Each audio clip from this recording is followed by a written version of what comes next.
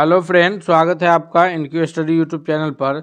सक्षमता परीक्षा से संबंधित भाग 1 में जो सामान्य हिंदी से प्रश्न होंगे उससे रिलेटेड यह हम लेकर के आए हैं आप लोगों के लिए अगला प्रैक्टिस सेट, जिसमें हम लोग जो है महत्वपूर्ण प्रश्नों को देखेंगे। तो आइए हम लोग बिना देर किए हुए एक एक प्रश्नों की ओर चलते हैं। पहला क्वेश्चन है हमारे स्क्रीन पर कि वृक्ष पर पक्षी बैठे हैं, इसमें पर कौन सा कारक है। तो इसमें जो पर है यह कारक जो है के जो 8 ये हैं और उसके विभक्ति चिन्ह उसको हम लोगों ने दूसरे सेट में कराया है, जिसका लिंक इसी वीडियो के डिस्क्रिप्शन में मौजूद है। अगर आप वो सेट हमारा नहीं देखे हैं तो आप यहाँ से भी उसे देख सकते हैं। साथ ही साथ अगर आप चैनल पर नए हैं तो चैनल को भी सब्सक्राइब करके बेल आइकन को दबा लीजिए ताकि कोई भी अपडेट्स आए तो सबसे पहले आप तक पहुँचे। क्वेश्चन है कि वृक्ष पर पक्षी बैठे हैं, इस वाक्य में पर कौन सा कारक है। तो वृक्ष पर पक्षी बैठे हैं यानी यहाँ पर जो कारक बन रहा है वो अधिकरण कारक है। ऑप्शन नंबर डी, पहला नंबर क्वेश्चन के लिए जो सबसे सही उत्तर है वो ऑप्शन नंबर डी के रूप में जाना जाएगा। अगले क्वेश्चन की ओर बढ़ते हैं। क्वेश्चन नंबर दूसरा है कि वह घर से बाहर गया, इस वाक्य में जो से है वह कौन सा कारक है। घर से बाहर गया, तो यहाँ पर जो से कारक है वो कौन सा कारक है, कर्ता कर्म करण आपादान। तो इसमें जो है वो आपादान कारक है, अलग होने के केस में बात हो रही है, यानी घर से बाहर गया, घर से अलग होकर के वह बाहर गया तो आपादान कारक कहलाएगा, यानी ऑप्शन नंबर डी इसके लिए भी दूसरा नंबर प्रश्न के लिए भी सबसे सही उत्तर के रूप में आंसर जाना जाएगा। नेक्स्ट क्वेश्चन की ओर बढ़ते हैं। क्वेश्चन नंबर तीसरा है कि व्याकरण की दृष्टि से जो प्रेम शब्द है वो कौन सा है। तो अगर हम लोग व्याकरण की दृष्टि से प्रेम शब्द की उल्लेख करें तो यह जो है प्रेम एक भाववाचक संज्ञा के रूप में जाना जाएगा, क्योंकि प्रेम से ऐसा कोई विशेषता या उसकी कोई कार्य होने का बोध नहीं हो रहा है, लेकिन प्रेम जो है वो एक भावनात्मक शब्द है। तो ऑप्शन नंबर ए जो है वो तीसरा नंबर प्रश्न के लिए करेक्ट आंसर के रूप में जाना जाएगा, क्योंकि संज्ञा जो है किसी भी नाम को संज्ञा कहते हैं और संज्ञा के 5 प्रमुख भेद हैं हिंदी में।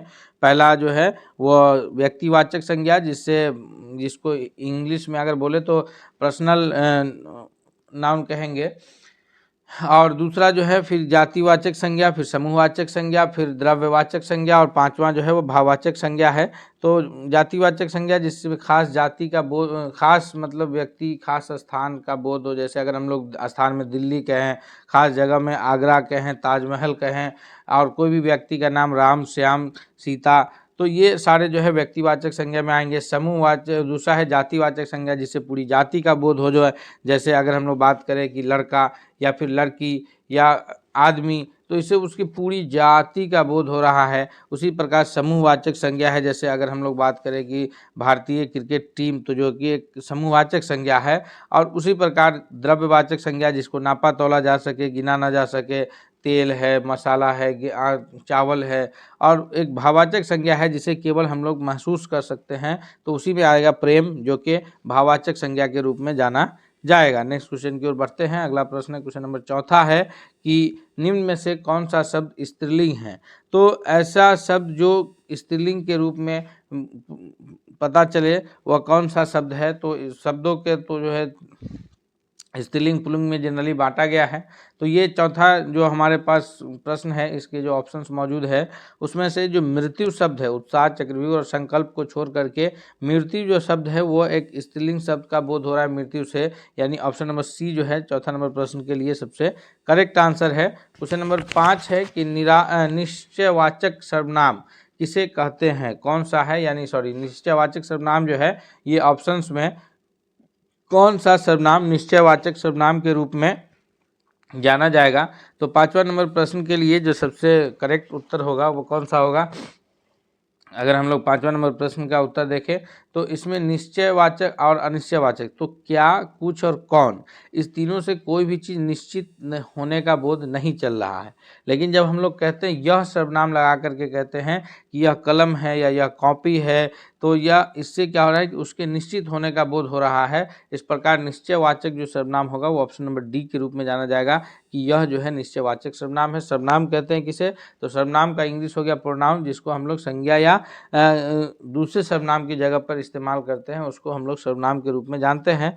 तो यह जो है जिससे निश्चित होने का बोध हो रहा है, क्या है, कुछ, कौन, ये सब जो है ये निश्चित नहीं है, लेकिन यह कलम है, यह कॉपी है, इसे निश्चित होने का बोध हो रहा है, इसलिए यह शब्द जो है वो निश्चयवाचक सर्वनाम के रूप में जाना जाएगा। नेक्स्ट क्वेश्चन की ओर बढ़ते हैं। अगला क्वेश्चन है छठा कि इनमें से विशेषण को चुनिए। विशेषण से हम लोगों को क्या है कि किसी भी संज्ञा या सर्वनाम की विशेषता का पता चलता है, जिसको इंग्लिश में एडजेक्टिव कहेंगे, तो उसे हम लोग विशेषण कहते हैं। विशेषण शब्द से जो है किसी भी संज्ञा या सर्वनाम की विशेषता के बारे में जानकारी हासिल होती है। तो यहाँ पर अगर विशेषण की बात की जाए तो कौन सा विशेषण है? भलाई है, मिठास है, स्वयं और थोड़ा। तो इसमें विशेषण क्या है? तो विशेषण छठा नंबर प्रश्न का जो सही उत्तर है ऑप्शन नंबर सी के रूप में जाना जाएगा। थोड़ा, अधिक, ये जो है उसके विशेषण के रूप में जाना जाएगा। नेक्स्ट क्वेश्चन की ओर बढ़ते हैं। अगला क्वेश्चन है, क्वेश्चन नंबर 7 है कि काम का नाम बताने वाले शब्द को क्या कहते हैं?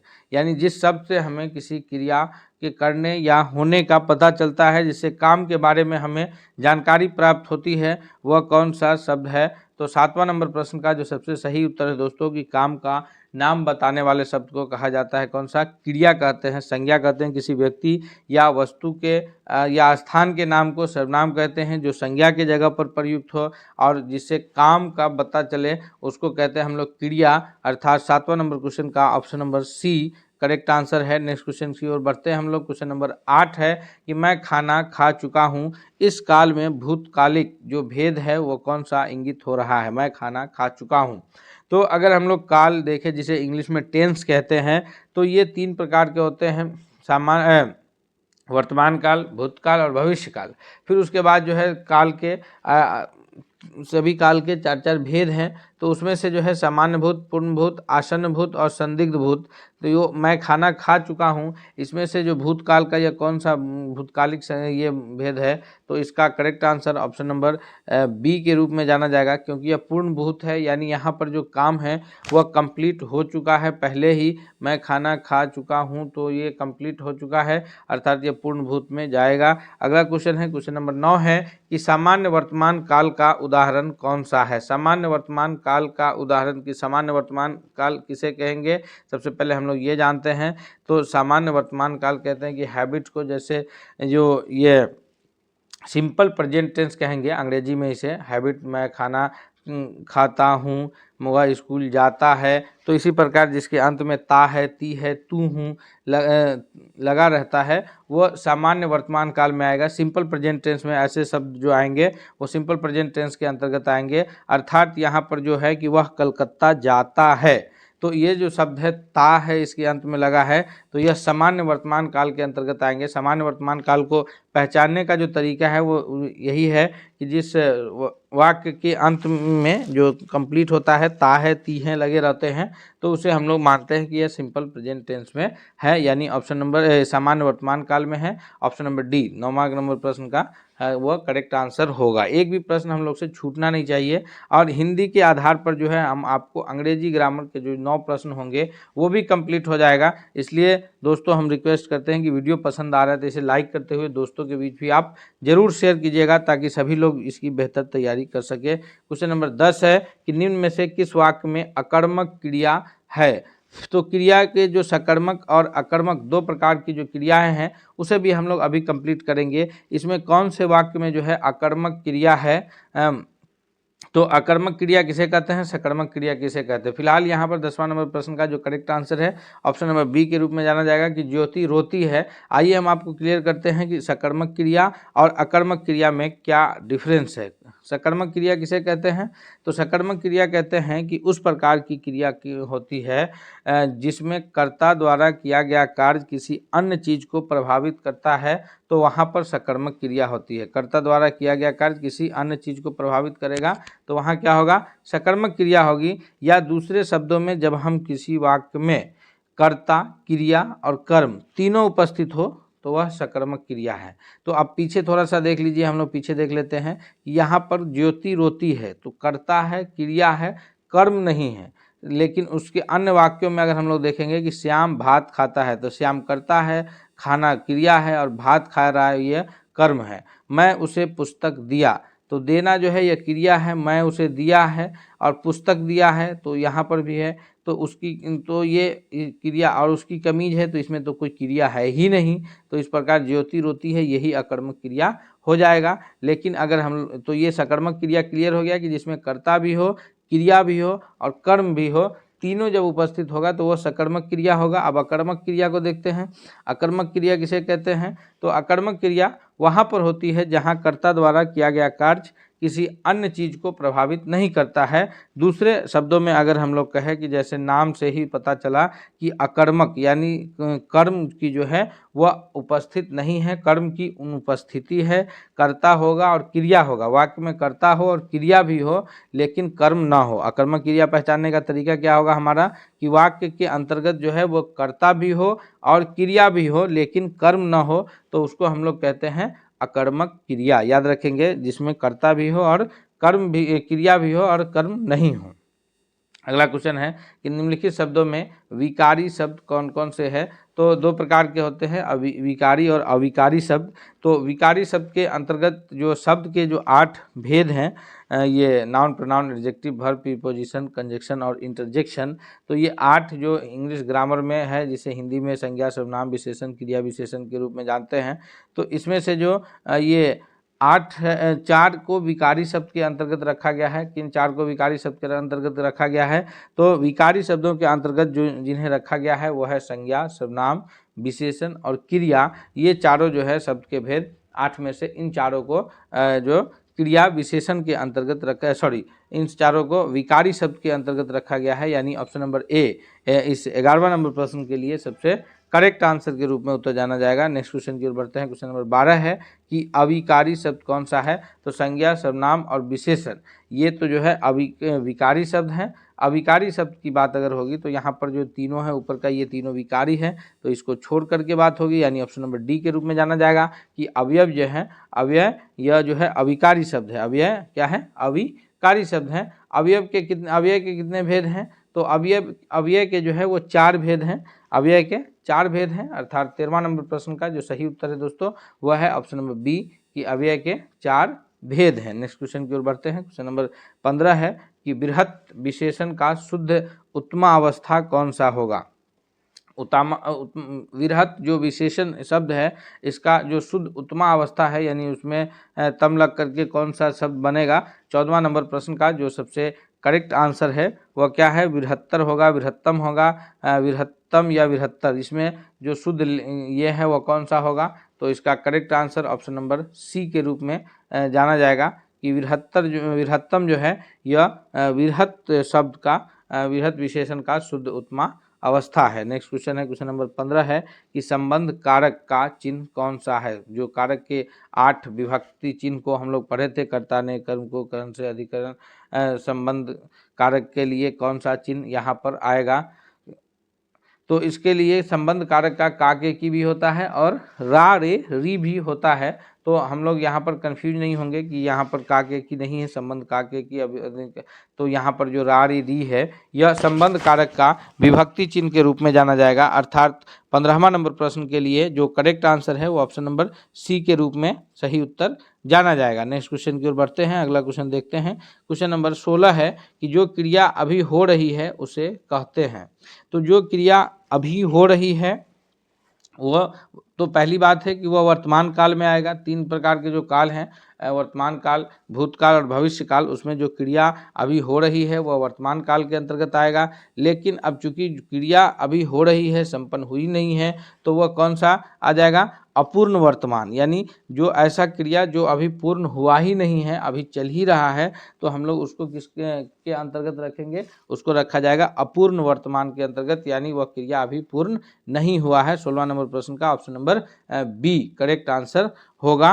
नेक्स्ट क्वेश्चन की ओर बढ़ते हैं। क्वेश्चन नंबर 17 है कि गरीबों को वस्त्र दो। यहाँ पर जो शब्द है गरीबों को वस्त्र दो, इस शब्द में कारक कौन सा है? गरीबों को वस्त्र दो, को जो है यह विभक्ति चिन्ह है और इस को विभक्ति चिन्ह से हम लोग को कारक का पता लगाना है। को विभक्ति चिन्ह से कारक का पता लगाना है, कर्ता ने कर्म को। तो यहाँ पर वस्त्र दिया जा रहा है जो कि एक कर्म किया जा रहा है। गरीबों में वस्त्र का वितरण करना क्या है, कर्म है। तो यहाँ पर कर्ता नहीं बल्कि कर्म कारक है। ऑप्शन नंबर डी 17वां नंबर प्रश्न के लिए करेक्ट आंसर क्या हो जाएगा, ऑप्शन नंबर डी के रूप में सही उत्तर जाना जाएगा। नेक्स्ट क्वेश्चन की ओर बढ़ते हैं, अगला प्रश्न देखते हैं। क्वेश्चन नंबर 18 है कि मीरा ने आधा लीटर दूध पिया, रेखांकित में विशेषण है। ये जो लीटर है ये कौन सा विशेषण है, आधा लीटर, मीरा ने आधा लीटर दूध पिया, केवल लीटर का जो है विशेषण पूछा जा रहा है। आधा जो आता है वो तो संख्यावाचक हो जाता, लेकिन आधा, एक, संपूर्ण,